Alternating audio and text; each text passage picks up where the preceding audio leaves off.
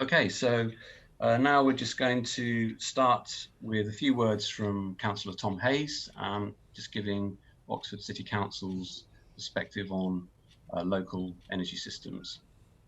Over to you, Tom. Thank you. I should start by saying that I'm Deputy Leader of the Council, as Yvonne will be sympathising with the Deputy Leader of the political group is an entirely different role, and I don't want to be stealing that role from them. It's great to be here. We're sliding into the cocoon, the warm embrace of Christmas, a period of real rest. So it's particularly exciting to see just how eager we all still are to imagine the changes that need to happen, not just next year in 2021, but over the rest of the decade, particularly as these changes have to be revolutionary, and we're already closing off an exhausting and disordering year. It's timely to be here today.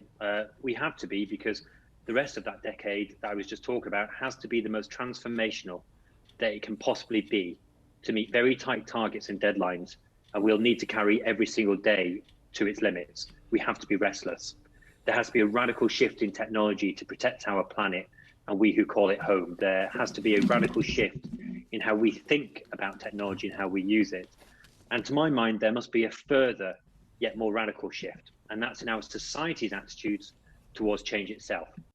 How do we make rapid and revolutionary change, but also how do we work with citizens to sustain it by becoming better at handling change? And I think we've all seen at the back end of this year that society hasn't always been able to withstand such change. We need to build in that resilience. We'll be talking today through this webinar about putting in place some of the infrastructure to achieve an energy system that will cope with the expected increase in demand from the electrification of transport, cooling and heating. But we also do need to carry that parallel conversation on about the cultural infrastructure that must be put in place to ensure that all people can embrace such an energy system. And local councils really are the key here. It's great to have so many local council representatives here on the call to understand that and be a part of that journey. Government at local level can be a partner to the introduction of change through our involvement in projects like Project Leo, as my city council is. We can bring our expertise, our experience, our passion, our commitment. But we can also uniquely work with our citizens to help them manage and respond to the cultural changes that we're all going through. Project Leo can help to create energy citizens, but local councils can help in the first place to create citizens and to uphold that definition and understanding of citizenship in the first place. And the City Council does that not just by focusing on the here and the now. We do it by taking part in time travel. We mentally skip over to 2030 and we ask questions like, what world will we live in? What transport will we use? What will the roads of the future look like? Will we even be using the roads? Where will we work, live and relax? How will we communicate? I've got ideas about these, so do my council. And one of our big assumptions is that Oxford will be home to and have contributed to the zero carbon energy system that will underpin all of our futures and help to answer all of those questions. We know in Oxford and at the City Council that we need to address our climate emergency. The City Council has declared a climate emergency unanimously. We have gone forward with a Citizens' Assembly, the first by a UK city, to ensure that we meet that emergency equitably and effectively by listening to all viewpoints and backgrounds in the city on climate issues. As a consequence of that and subsequent listening exercises like our Youth Climate Summit held just this month, we're refining and redeveloping our strategy to help bring about a zero carbon Oxford. We're listening and learning, we're asking questions of our public so that we can better support them to manage change, but also shape it more than it shapes them. We know that we're working to tight deadlines to achieve a net zero carbon UK. It's easier to set targets than achieve them, although let me tell you, it's not that easy to set targets locally. Oxford is in the process of developing our own zero carbon date for the city, working with partners and seeking to set up a zero carbon Oxford summit and partnership. But to set our new targets, we know our commitments can no longer focus only on the energy provided by large coal or gas powered stations located many miles from where energy is needed. Huge amounts of new renewable electricity generation must be connected to the grid, even to meet current needs. By 2050, the energy system will also need to cope with the expected increase in demand from the electrification of transport, heating and cooling. Integrating local renewable energy into the electricity network is challenging. The physical network infrastructure, associated business models and energy markets are designed for centralized large power stations not multiple and local low carbon sources. And that's where Project Leo comes in. That's why Project Leo is such a very welcome £40 million project, conducting real world trials to understand the role that local energy can play in accelerating the transition to a zero carbon energy system. By building an evidence base of the social, technological, commercial, regulatory and policy conditions required for more sustainable and equitable local energy systems, my strong hope is that Project Leo will show the benefits of a flexible energy system, just as the Council has been learning by reaching out to citizens and communities. So the ethos of learning is deep within this webinar and it's deep within Project Leo as a whole. The project gives Oxfordshire an opportunity to reimagine our local electricity grid in this innovative way, but to also recognise that people as well as technology are key to the success of a zero carbon energy system. Project Leo is building the capacity of our communities to engage with flexible energy infrastructure, one based on a smart local energy system. And I think excitingly for me, Leo also recognises an important fact. We don't yet have all the answers to the problems that we face. Project Leo is clear and importantly recognises that. It's a hypothesis being tested. The hypothesis being that an efficient zero carbon energy system supplying all the energy needs of society from local renewable electricity sources will need to be balanced at the local level. It's a project which is emblematic of Oxford itself. We're such a knowledge-rich city with so much information and expertise based here that we're all working together to find the answers to the questions I was posing before about the kind of 2030 we'll live in, the kind of answers to the questions that we're putting as part of Project Leo. And so I want to close just by thanking all those people on the call here who have spent some of their day to tune in as we're sliding towards Christmas and that much needed rest, to better understand Project Leo, to understand its place in our zero carbon energy system, and to keep on asking questions. And in asking questions, I'm reminded of that quote by Maya Angelou: be the best that you can until you know better. And when you know better, do better. Project Leo will help us to know better, but then it's up to councils, other areas of government to do better once we know better. And I'm really excited to be here on behalf of the City Council and to say that as involved as we are in Project Leo, we're also really excited to be involved in coming up with the implementation of the solutions and the answers. We're living in a moment which already feels like an era. We may not want to think about the eternal inevitability and possibilities of change, particularly at Christmas, but we're here. And in the new year, when we all return from a restful break, I hope we return to a period of restlessness. I hope that all the people in the webinar today can relax over the new year after enjoying the webinar today, but I hope that they come back to work with Project Leo, our councils and our citizens as restlessly as possible so that we can build that zero carbon Oxford. Thank you.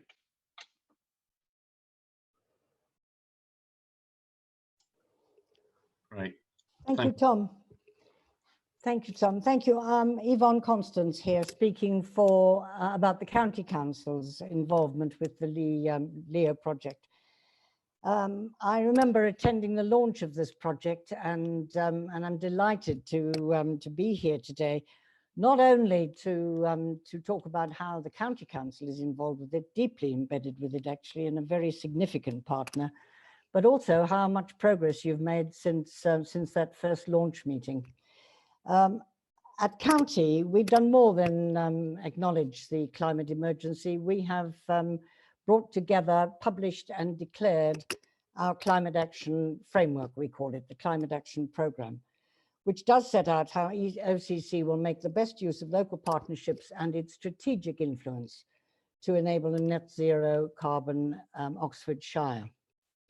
We have set for the County Council itself a target to be net zero by 2030. That doubles our previous target, so it's a very ambitious plan. And we aim to influence the delivery of a net zero Oxfordshire by 2050. Project Leo is one of the signature projects in this programme as a key building block in building our own Oxfordshire's energy strategy to reduce the county-wide carbon emissions by 2050.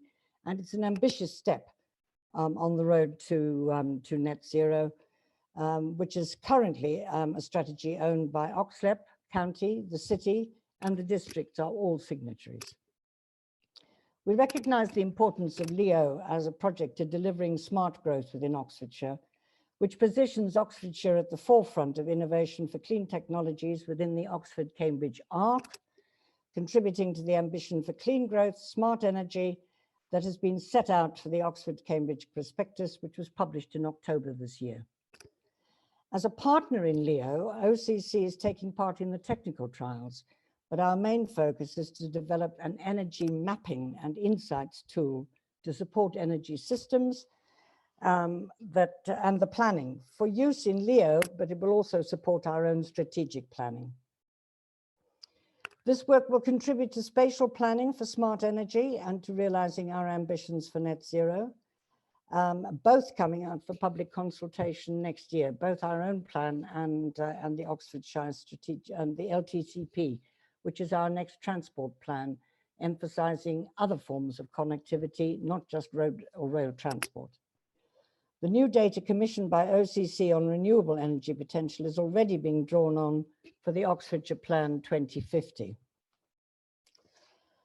Meeting this target calls for about 5 times more solar power in the county to meet existing demand and the new demand from our housing and employment ambitions, and to meet the electrification of transport and heating and cooling. We share the ambition that Tom has set out for Oxford City, and our particular role will be in producing project trials to assess how energy use might be managed to reduce pressure on the network during periods of high demand. In developing this new spatial energy insight tool in collaboration with Oxford Brookes University, we will support energy systems planning.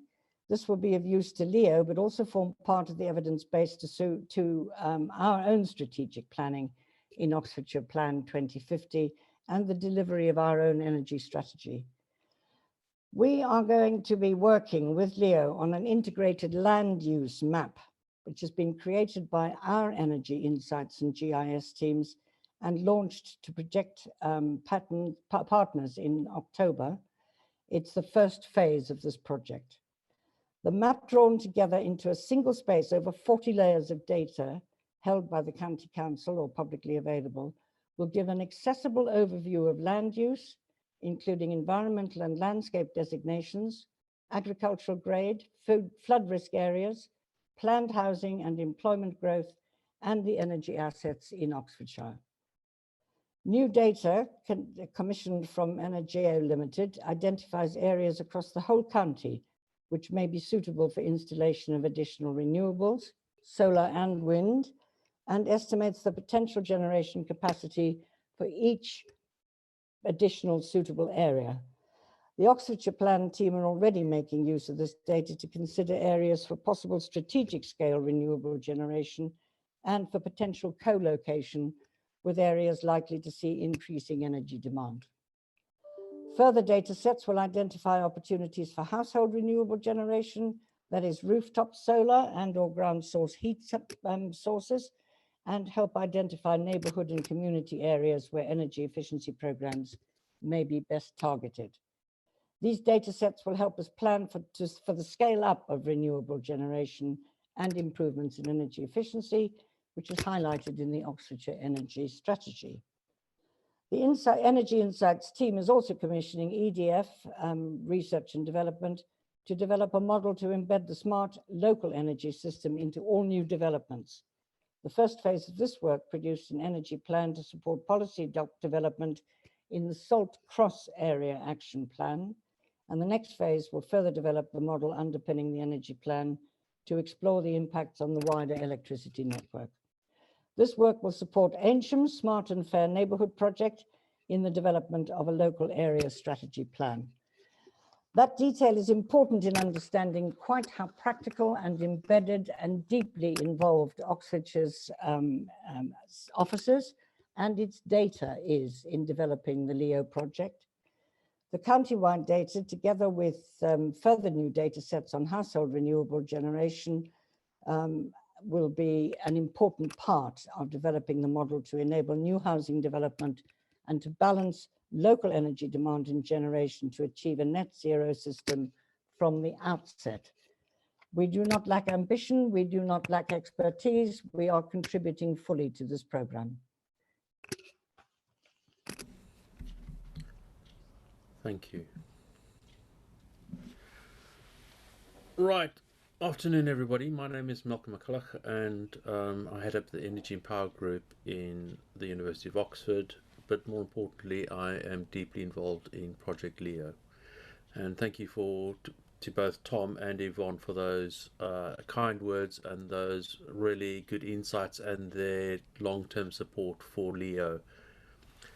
So today I just want to concentrate on thinking about why Project Leo and what are the broad perspectives rather than diving into too much of the detail at this stage. Please follow up with us at a later date to see how you can get involved and how we can support you in looking at dealing with this challenging of how do we move to a zero carbon energy system. It's worthwhile starting to think about what's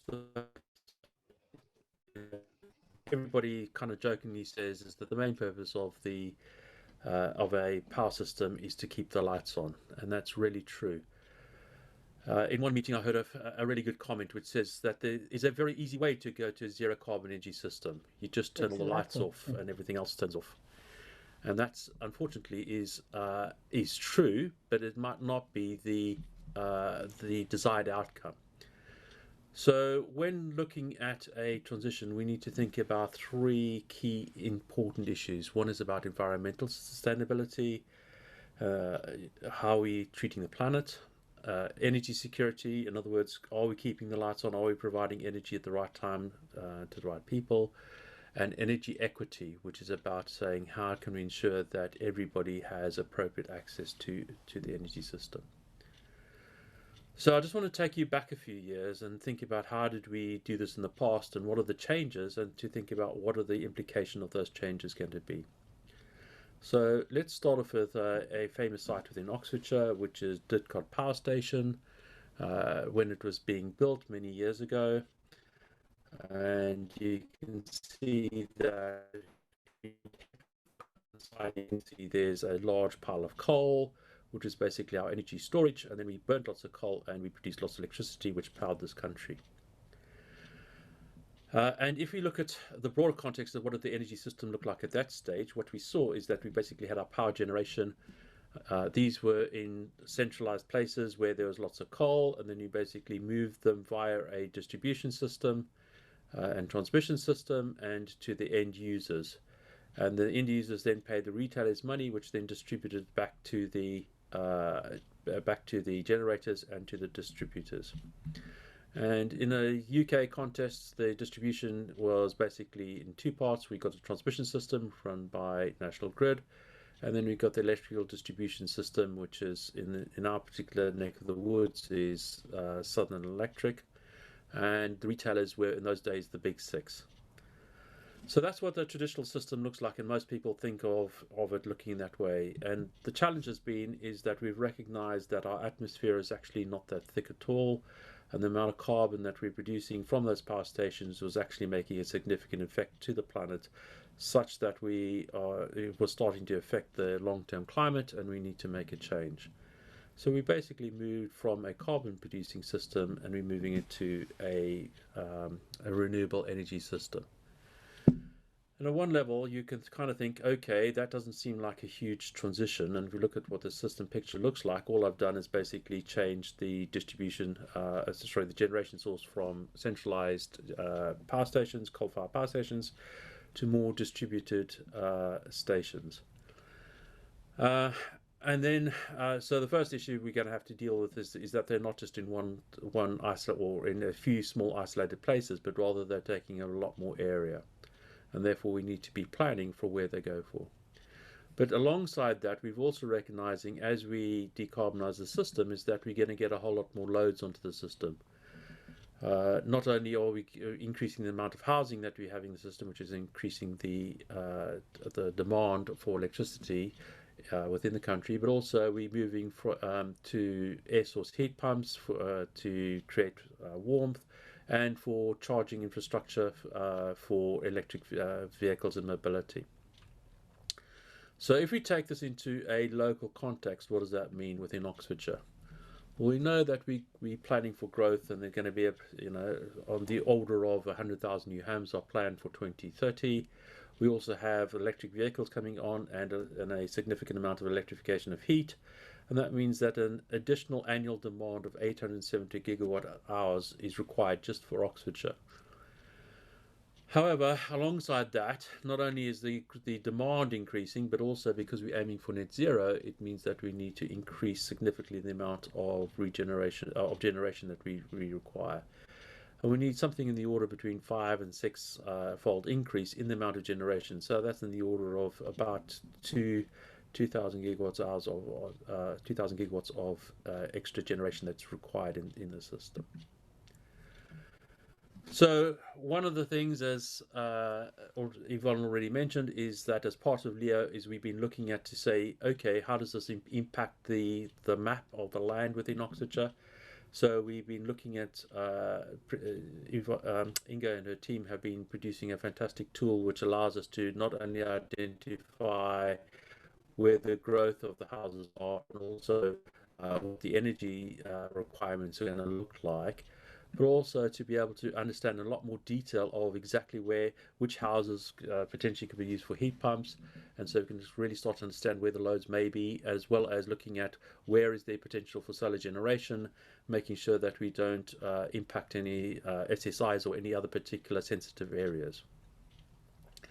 And so this tool can start to be used in our decision process as we build up a strategy for the county and for the counties and the various local authorities associated with the county.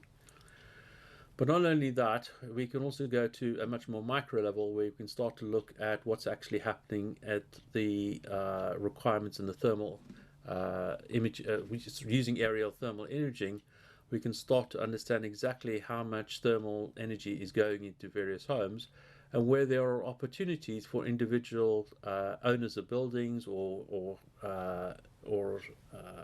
homeowners to actually make a significant change to their particular building infrastructure so as to decrease the requirements for energy going forward. So building together this fantastic tool not only builds together aerial imaging, but also takes in the energy performance certificates, otherwise known as EPCs, looks at what the potential opportunities are for those particular ones. We look at the building properties and topologies in the external wall area, and together with Brookes University, they're putting together a opportunity to actually understand what the cost would be to be able to upgrade those particular buildings, to improve their thermal performance, and from that to understand what both the energy and the carbon savings will be going long term. So this is now starting to become a tool that is useful to local people. So if we saw, so as we have seen, is that the one aspect has been that we moving to renewable energy structure, renewable energy system, is that we are having to go to a much more distributed system. We've got to look at what the implication is over space. But we've also got to think and a little bit more concerned about what happens with time. So if you have a look here, this is an example of what the power consumption will be over time, which is the orange, blue, and green curves is what the demand is going to look like. And if you looked within Oxfordshire, the black curve would be the total low carbon generation that mainly coming from solar. And we can see there's a clear mismatch between them, and also there's substantial peaks that are going to be coming, and so therefore we find there's going to be an imbalance in the system. And not only are we seeing there's a substantial increase in the amount of generation system and the amount of demand in the system, that means that our transmission system that was connecting the two is going to be a lot more stressed. And the biggest worry that we have is to ensure that we don't have that coming forward, which is basically overloading of our energy infrastructure, causing fires, and those then causing long-term delays and power outages, which is the last thing we're looking for. And this brings us to the second element of our trilemma, which is energy security. How do we ensure that we can move to an environmentally friendly system, but ensuring that the lights stay on at the same time? And that means we need to come back to our diagram and think a little bit more to say that, remember, this is what we said, that we're going to be increasing our demand and increasing the generation. but also because of that temporal imbalance in the system, we actually have to add a whole new element into the system, which is balancing services, which allows us to smooth out those peaks and troughs in generation and in load, so that we can more appropriately use the system, our existing system, without having to dig up all the roads and put in a lot more underground cabling and spending vast amount of money in upgrading all our transformers throughout the system. So what's interesting is previously we were basically moving energy through space. Now we need to think of moving energy through both space and time. And that's a fundamental shift in the way we think about our system. But if you have a look at what do we mean by that battery, is it necessarily a battery or what else could it be? And in fact, what we find is that there are a whole lot of new opportunities with the new loads coming in. If you look at, for instance, electric vehicles, they have a primary service which is providing transport, but actually for most activities for most of the year, they'd only be using something like 10 to 15% of the energy in that vehicle, and 85% of the energy is just sitting on the forecourt. So we could look to say, okay, how could those assets now provide additional energy balancing services to the system? And also, as we move to electric vehicles, we find that we've actually improving the efficiency of the system. But actually, if we now start to think not just of electric vehicles, but electric buses, we can also improve the congestion in the system, as well as improving the overall impact in terms of on the environment. So both electric vehicles and heat pumps, basically exploiting thermal storage, can basically balance out, which means they can arbitrage the time that energy is generated, and these different appliances can then consume the energy and provide the service required at a time later. And so this allows us to have a much more flexible energy system, which is going to be absolutely key as we go forward. So one of the major changes is that if you looked previously, we had a retailer. Now we're going to have a look at the energy service trading, because not only are we moving energy, moving value from the generator to the load, but actually the loads themselves have an opportunity to provide additional value both to the generation system and to the distribution system by being able to manage those flows a lot better. So we are now looking to a marketplace where instead of us consumers just being able to purchase energy, we can now actually look to forward and collaborating with colleagues to be able to provide services and provide services back to the system, and to be able to extract value from that system. But we're not just a local system, we're also part of a wider energy system, so we have to play our role correctly within, not only within Oxfordshire, but we've also got to play a role within the wider energy system. And that's so when we balance not only locally, we also got to be able to provide services to the national infrastructure. So what this does is it shows us that we can actually start to provide an energy system that both keeps the light on, and so therefore is secure and is environmental friendly. But what about that third element of the trilemma, which is equity? And so within Project Cllr, we're also looking to say, how can we ensure there's an equitable distribution of value and capabilities beyond just the normal providers of energy services and the usual suspects. And so we have a whole smart and fair neighborhood development system, which is basically looking to say, how can we increase the capabilities of various exemplars of neighborhoods and of communities, so that we can ensure that they have they can provide value to the system and be able to benefit in an equitable manner given the resources they have to hand. So one of the interesting questions is often posed of us is, what do we mean by fair? And for us, we define it as an equitable access to affordable clean energy services, and we quite like this cartoon, which kind of explains the difference between equality and equity. So equality is where everybody's given exactly the same service, whether they need it or not, or whether it's appropriate to them, as shown in the top layer of the bicycles. Whereas equity says actually we're now designing an energy service that is appropriate to each of the different types of communities and the different people within those communities, so that the system is not just fit for the rich, but is fit for every type of person. And to define such an equitable system, it means that we cannot work on our own. We need to be working with those communities to understand what they also perceive as to be an equitable system.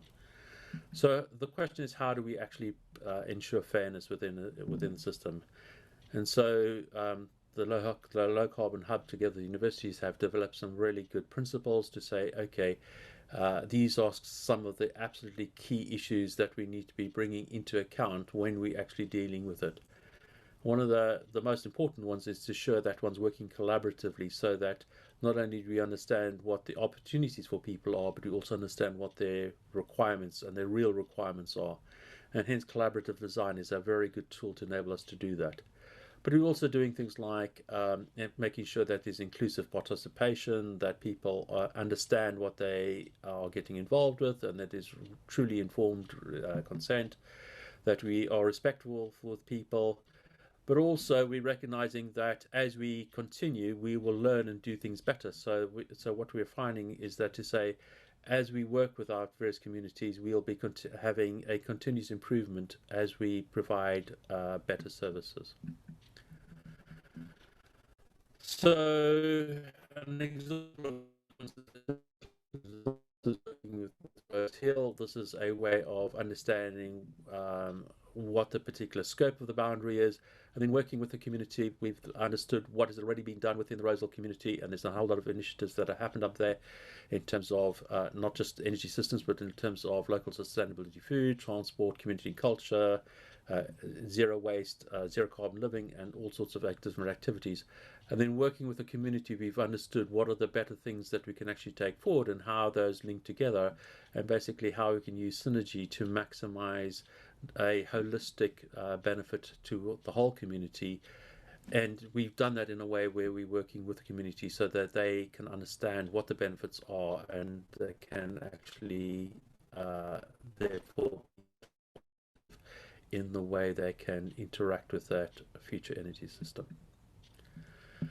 As already mentioned by Yvonne, is that we've also been looking at how do we actually plan for a local community, and particularly we started with there's a garden village development working within Anchem, and there's an active community group called Green Tea. And so what's been happening is that the LEO team, together with the council, with the local authorities and with the local communities, have been putting together a plan, not only just for the local garden village of what that needs to be and how it can benefit the local, not just the local inhabitants, but how it can play well with the existing local population. But also we've been looking what is the impact on the wider developments within Anchem, and how that we have an equitable use of the energy system going forward, especially with the increased generation possibilities around Anchem. A slightly different view is we've been looking at the low carbon hub has been working with Hook Norton, which is a new development. And again, you can see working collaboratively with the development to understand what are the values they want to achieve.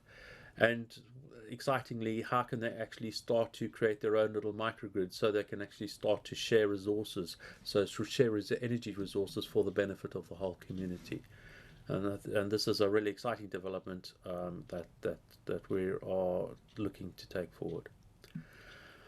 Looking at more more city-based opportunities is that working with the low carbon, with the Osley Lock Hydro team, is to say how can we look at a generation resource that's city-based along the river. How can we ensure that the local residents can actually create maximum value from that? And so we're looking to work within Osley Island to see how we can include car charging infrastructure, but also providing information to people to say, okay, when is the best times to be able to use the energy so that you can maximize the resource that's sitting on your doorstep.